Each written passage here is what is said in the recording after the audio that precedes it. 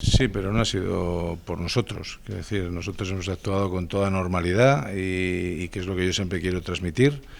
Y ha habido algunos que no han entendido que ya gobernamos otros, ¿no? Y sobre todo lo que ocurrió en la casa consistorial con ese intento de introducir por la fuerza la ikurriña en el balcón municipal, cosa que debo destacar que ni ellos hicieron cuando gobernaban, lo cual demuestra que lo que quieren es tensionar a los que ahora estamos gobernando, ¿no? Pero gracias a una actuación, yo diría que ejemplar por parte de Policía Municipal, cumpliendo con su obligación y cumpliendo con el cumplimiento de la norma, se evitó que esa bandera se colocara. Por lo tanto, yo creo que lo que hay que decir a Bildu es que entienda que el gobierno ahora lo tiene en Navarra Suma y que asuman lo que ha ocurrido, ¿no? Y hemos leído cosas los días previos por ahí en redes que no me han gustado nada, pero yo ahora tampoco voy a echar leña al fuego, vamos a disfrutar, pero insisto, no somos nosotros los que crispamos.